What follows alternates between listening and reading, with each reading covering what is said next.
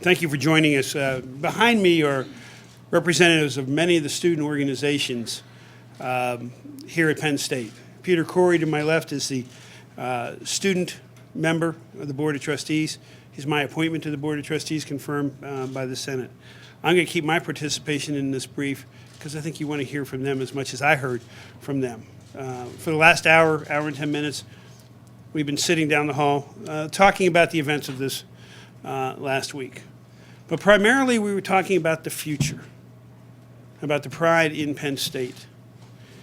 And I'm going to open it up to them in a moment to comment, starting with Peter, and then for you to have the ability to ask them some questions. We're not going to do this very long. But I think it's important for the national media, the state media, and the local media to understand that these are proud students of Penn State. They're leaders of their organization. They demonstrated that yesterday with their appearance in front of Old Main. They're going to demonstrate it to you about a little bit of what they're doing using social media to get the communication out there about why they're proud of Penn State. And I think it's an important story, and I hope that the media carries this, that the students here are here because they believe in Penn State. They believe in an education of Penn State. They are the future leaders of this state and many, many other states. The future business leaders, future political leaders, future educators, future doctors. They are affected by this just as everybody else has been affected by this. But they have come together. They have done this on their own. They asked to meet with me. I was happy to sit down and answer their questions, go over procedurally what's been happening, and tell them what I think is going to happen. With that, Peter. Thank you, Mr. Governor. As he stated, my name is Peter Corey, and I serve as the student representative on the Board of Trustees. Today, myself and my peers behind me stand in solidarity in representing the voice of the students who are looking after the future of this institution. We are committed to ensuring that the principles on which this institution was founded upon are here, and we can move forward on for another 100, 200, 300 years. The students behind me have been working tirelessly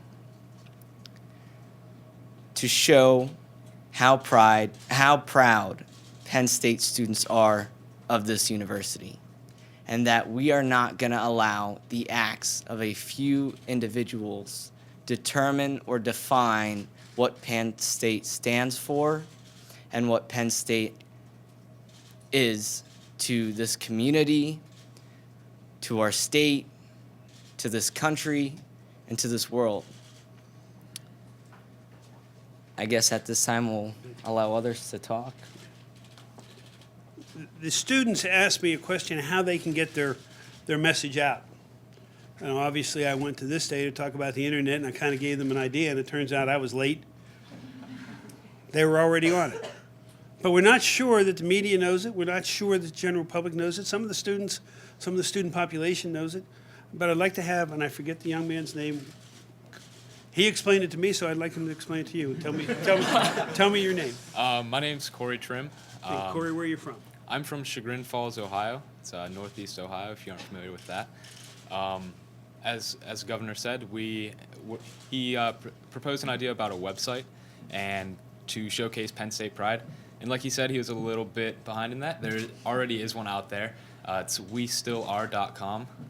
So if you go to that website, it's also been a hashtag all over social media, if you're familiar with that.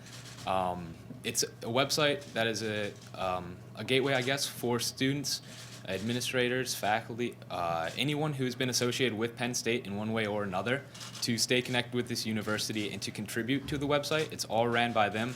They submit the content, and we just post it up on the website. This morning, there's a Mount Nittany picture with the sunrise coming up behind it. Stuff that truly defines what Penn State is, what people turn to or think of when they think of what Penn State is. We are reaching out to prominent alumni of the university as well to contribute their stories, what Penn State truly means to them. Now, as I believe this is probably maybe not Peter's first press conference, but their first press conference, I'm going to kind of control this, but I'm going to open it up to the media. You ask me a question, I'll bring one of them up. Okay? State college paper. You're up. What do you guys, what's the first thing that you're going to do to try to show the world that Penn State is defined by more than just what's been happening recently? You mean in addition to this website that they've already Yeah, created? in addition to the website, I mean, you have the vigil and you have, showing pride at the game tomorrow, but is there more? Are there more ideas? Actually, next Wednesday, there will be an event in our student center. It'll be on the first and the ground floor of the hub, and we've invited all different student organizations to come and be a part of it. We won't be commenting on anything that happened, but we wanted to kind of show that we're still the same students we were last week. We're still really proud of what we've been accomplishing. We still have a lot to kind of show, and Penn State's a lot more than this, and it's the students. So there'll be different performing groups, singing fight songs, different things like that next week. You need to tell them your name before. Oh, sorry. My name's Emily McConnell, From? Hollidaysburg in Blair County. Next one, back in the corner. As students, have you guys lost faith at all in the Board of Trustees? Why don't you start with a member of the Board of Trustees first? Okay, and then one of you guys volunteer. From the responses that I've gathered and from the students who I've talked to and the student leaders who have risen above the status quo per se, the decisions that were made in regards to anything that has happened in the past week were not made without considerate deliberation, without a long amount or a decisive amount of discussion, and from what I've gathered, the students stand behind this university.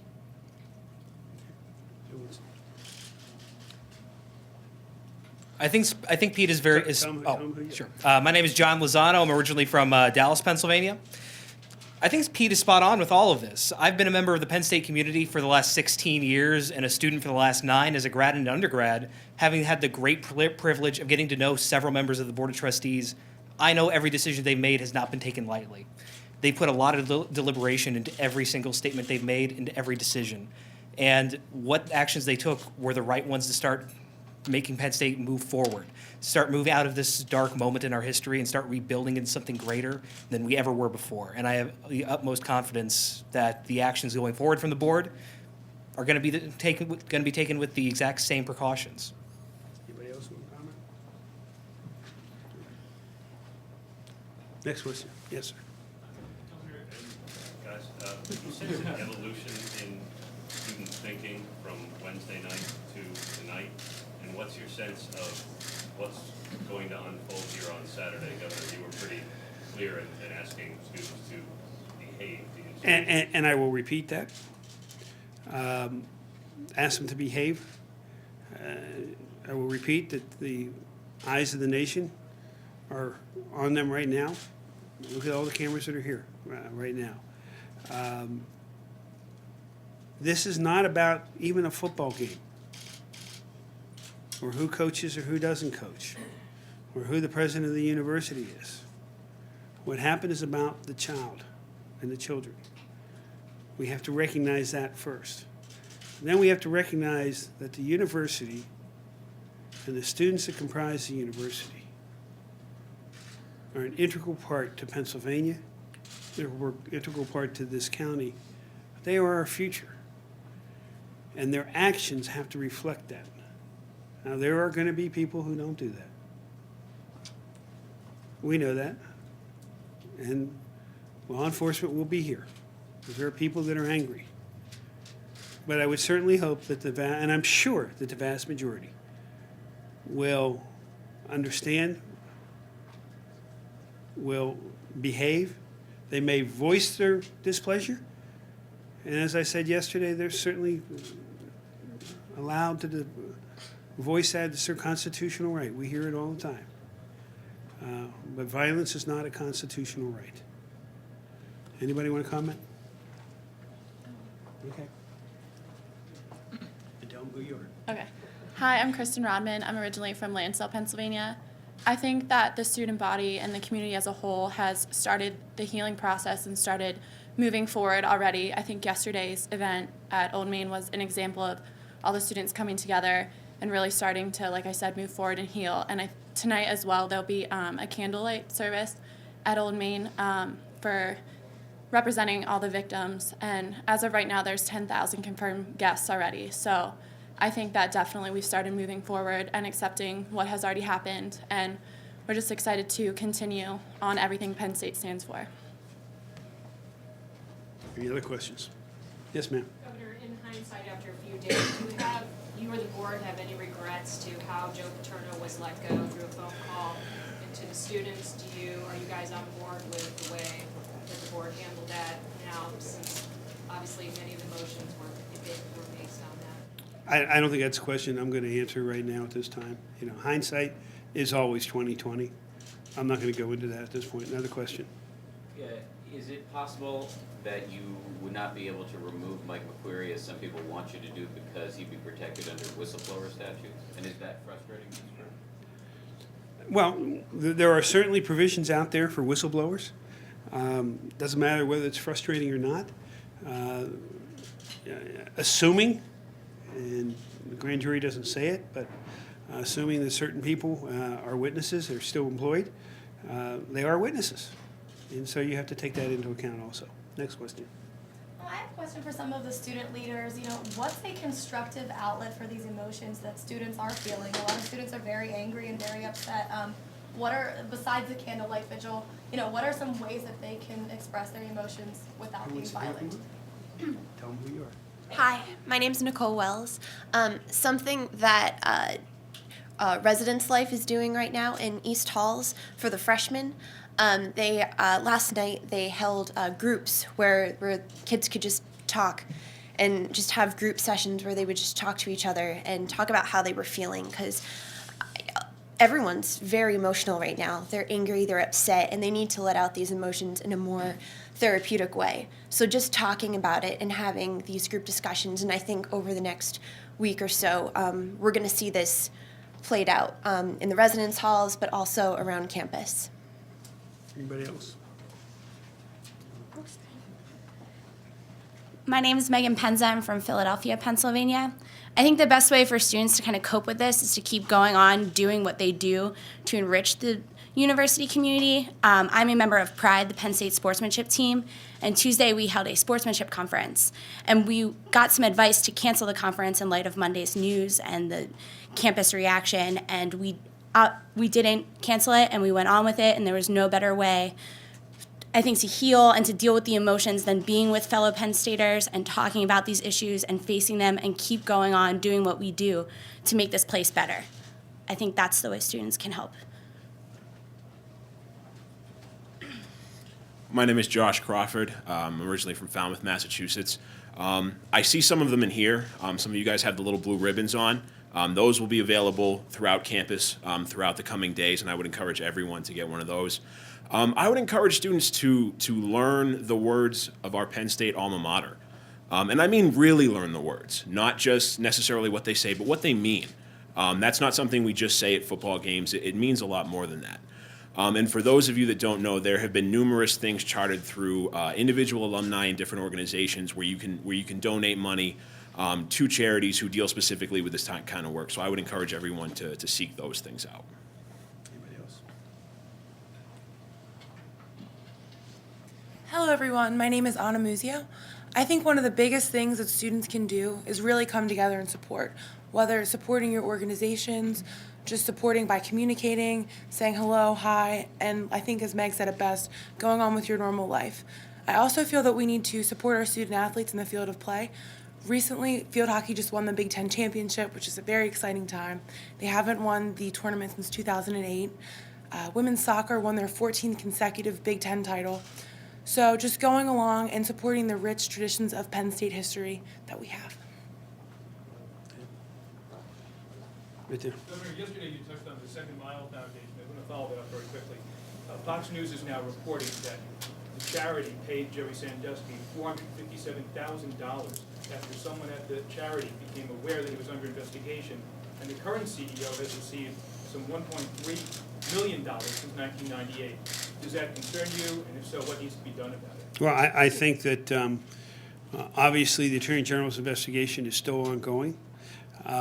The charity section of the Attorney General's office, I'm sure will be taking a look at something like that. And obviously, one of the questions is who knew what, when, and where. I'm not going to speculate on that right now. But it is, we need to know. And let's get the facts. Should they lose their status as a charity? Should that be looked into? Well, you first let the charity section of the Attorney General's office take a look at it, and they will help make a determination on that. Governor, your first board meeting today, first public session of the board. Good first one, huh? Wondering if you can talk at all about the role you plan to take in meetings going forward, and sort of the tone you hope to strike with President Erickson on that. As was noted at the meeting, I was planning to be here well before. This has been on my schedule for over a month to be here. There were other times I was trying to be at meetings, and my schedule just wouldn't permit my attendance. But I do have clearly have representation here. Jen Brandstetter, who's in charge of policy, attends all the board meetings for me. And I understand I'm the first governor in 12 years to appear at a board meeting. I think it's important if the governor is a member of the Board of Trustees at the only land-grant college in the state, to show their interest and attend as much as possible. And I will continue to do it.